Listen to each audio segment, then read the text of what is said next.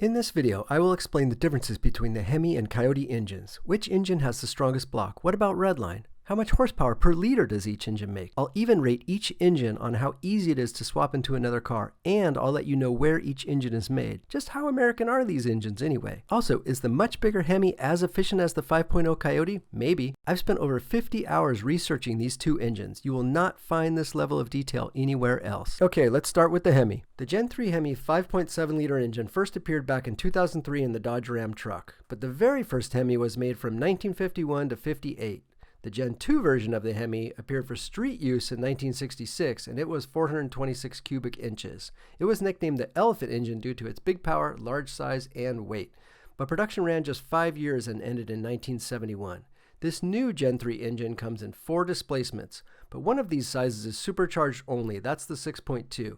I'm working on a separate video on the Hemi Hellcat and other supercharged versions, so if you want to see that, please subscribe. The Hemi family added a 6.1 liter engine in 2005. That was in the Chrysler 300C SRT8. Power was up to 425. It had a larger bore, improved engine block, forged crankshaft, lightweight pistons, and modified intake manifold. But major changes came in 2009 and new technology too. The engine received new cylinder heads nicknamed ɡild, which now has become a nickname for this improved 5.7 liter engine. Many other things were also updated. Stronger engine block, stronger crankshaft, revised combustion chamber, more aggressive camshaft profiles. Perhaps the biggest change for 2009 though was the addition of variable cam timing, VCT. It's similar to GM's 5th gen LT system. Almost all automakers are using this now because the system can change the valve opening timing and provide high RPM passing power and amazing off-the-line acceleration torque down low.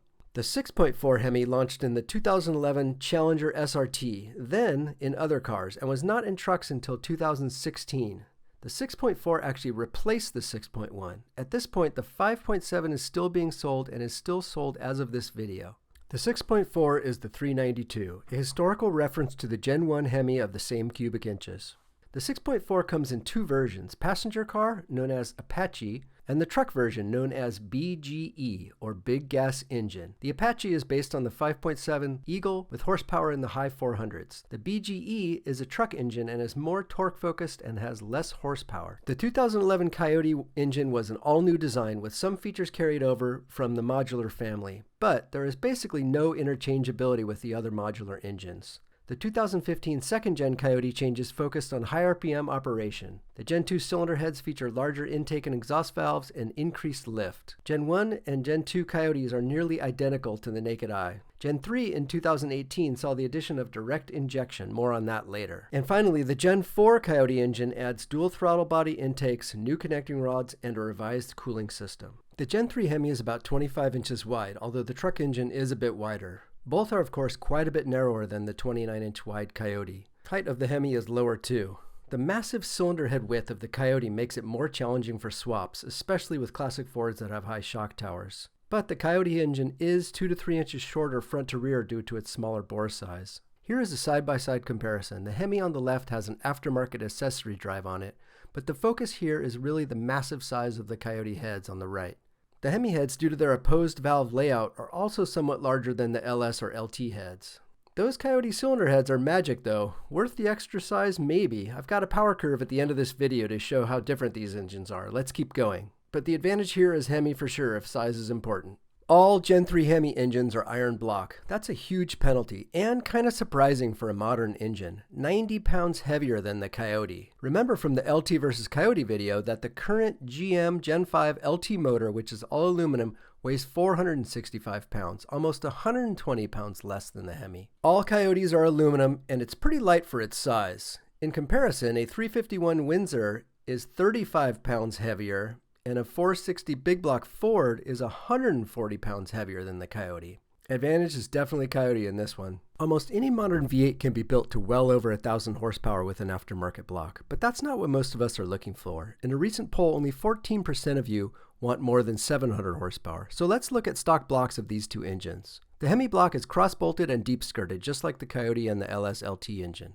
But the Hemi has only 4 bolts, where the Ford and Chevy each use 6. The newer 6.4 Hemi block can handle over 1,000 horsepower, but the stock cast pistons are a known weak point on the Hemi, as the top ringland can crack or break. Most recommend 650 horsepower max for a stock short block. Builders recommend a near-perfect tune to eliminate detonation, but it's safest to use forged pistons or increase ring gap. The truck BGE blocks mentioned earlier are even thicker and can handle even more horsepower, so use those if you're going for a big power build. Coyote blocks are proven to around 900 horsepower. This is limited because of the relatively thin iron cylinder liners. Some say the Coyote can handle 1,500 horsepower when sleeved with thicker iron cylinder sleeves. Ford does offer a cast iron block built for drag racing that can handle 2,000 horsepower, but it's $5,300.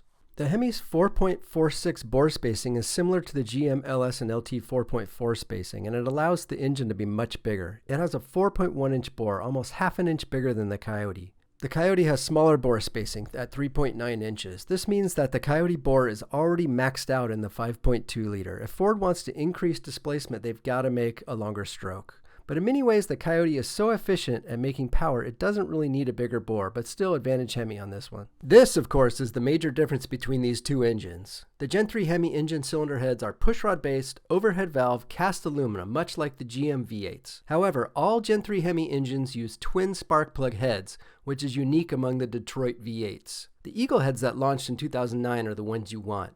They have a smaller combustion chamber for higher compression, 10.5 versus 9.6, a better port design, and flow 330 CFM versus 260 for the 03 to 08 heads. The Coyote is a dual overhead cam engine with 4 valves per cylinder. This is, in theory, better. We've talked about the negatives of dual overhead cam, physically larger cylinder heads, more weight and complexity. There are also many benefits. I won't list all, but here are the top 5. 1. 4 valves gives you more area of valve circumference, known as valve curtain. I've linked a video below if you want to learn more. 2. More precise tuning of intake and exhaust valves since the cams are separate. 3. No weight or friction of lifters and push rods and heavier springs. 4. Valve port size and shape are not compromised by the pushrod tunnel of a cam and block engine. 5. No lifters means no lifter problems. Cam swaps are easier too, since you don't have to remove the engine or the front grille. Advantage Coyote on this one, but it really depends on your personal preference. Let's talk valve sizes. These are to scale with each other so you can see the differences are obvious. Each Hemi engine size has its own valve size. The 6.4 Hemi valves are even slightly larger than the GM Gen 5 LT 6.2 engine, while the 5.7 Hemi valves are slightly larger than the 5.3 engine's valves. But the Coyote is still a way more efficient motor. We'll get to that in a moment. But bigger valves are generally not as efficient and responsive. The Coyote's smaller valves are lighter, which means the engine can rev quicker and to a higher RPM to create more power.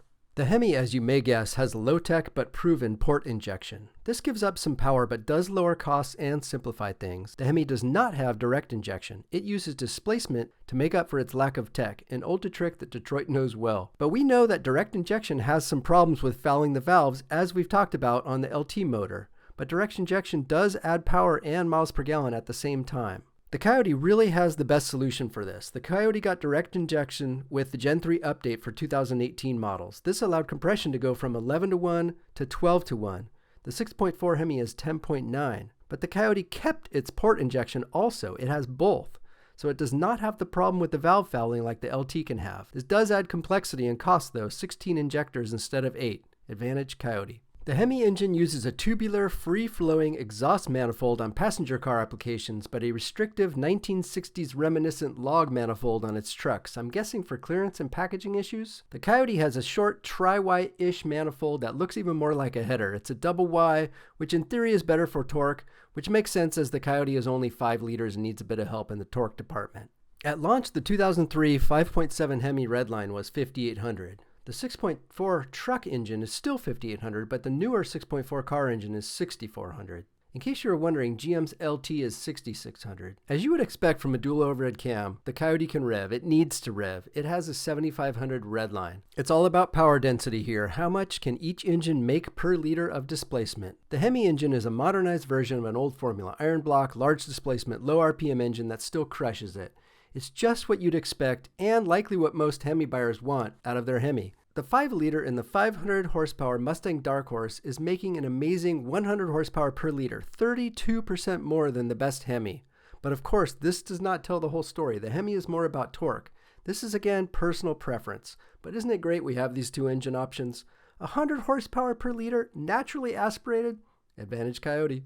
The Hemi was offered in many models for Dodge, Ram, Chrysler, and Jeep. It comes in 3 displacements plus the supercharged 6.2. The Coyote was offered in 2 models, the F-150 and the Mustang, and currently comes in only 1 displacement. The Coyote is made in much lower production numbers than the Hemi. It's in only about 35% of Mustangs and about 20% of F-150s. The lack of Coyotes is also due to the fact that the F-150 has 6 other engine options. For 2023, there are 3 turbo V6s, 1 NA V6, a V6 hybrid, and the EV Lightning. The 3rd gen Hemi has been around since 2003, and there were about 500,000 Hemi-powered vehicles sold last year.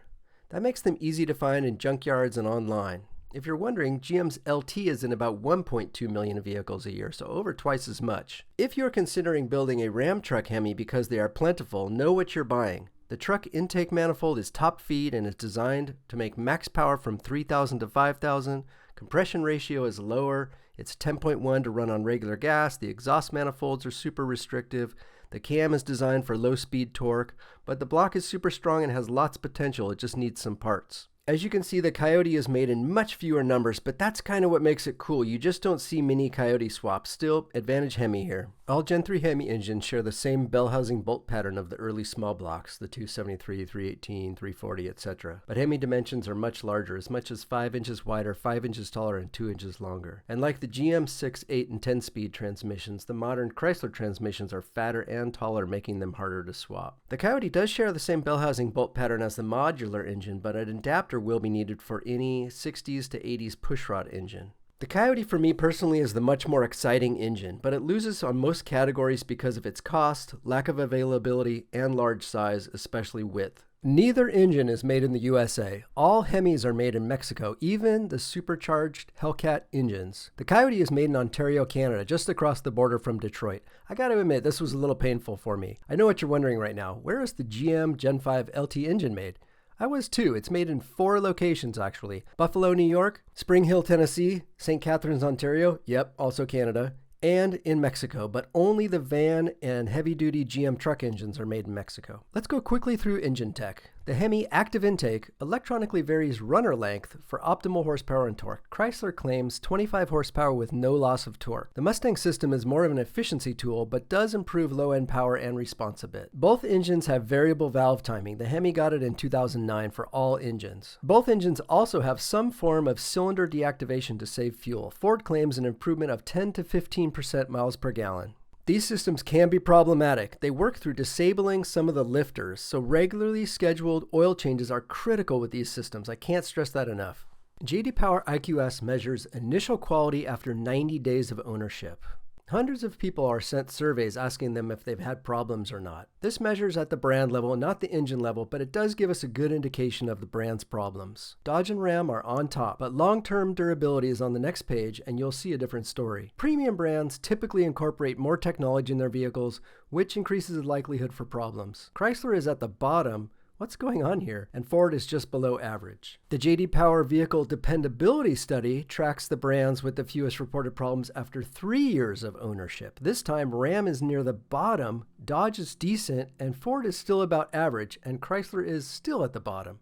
This tells me the Ram trucks are good at first, but don't do well over time. Dodge is pretty solid though. I've got links to these reports in the description below if you want to read more. Interestingly, both engines have the same warranty, 5 years, 60,000 miles. The Challenger RT Scat Pack gets the exact MPG rating as the 500-pound lighter Mustang, which has a 1.4-liter smaller engine. That's the amazing thing about modern pushrod engines from GM and Stellantis. They are relatively simple, but they just work. As mentioned, the Hemi's been around since 2003, and it's in more vehicles, so it has more mods than the Coyote. The Coyote Aftermarket Support is hampered by the modular engine family. It's not one V8 engine, it's like 3 engine families, the 4.6, 5.0, and 5.4. Ford's modular term doesn't mean that the parts are interchangeable either. Ford named the engines modular to refer to the manufacturing process. The 5.0 Coyote is not really related to the other modular engines very much. They don't share a block and most parts are not swappable. Still, the engine's been out since 2011 and there are more and more parts available as time goes on. But definitely advantage Hemi here.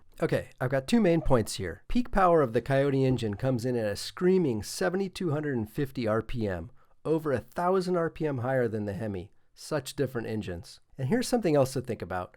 The Hemi 6.4 is 28% bigger than the Coyote. So if the Coyote was a 6.4, it would theoretically make 640 horsepower. Think about that. Would love to hear your comments below. Click on that LT versus Coyote video on the upper left if you want to see more about those two engines. And also I've got a great video comparing the Gen 1 and 2 small block to the Gen 3 and 4 LS small block. That's down on the bottom left. And if you love this kind of detailed information, please consider subscribing.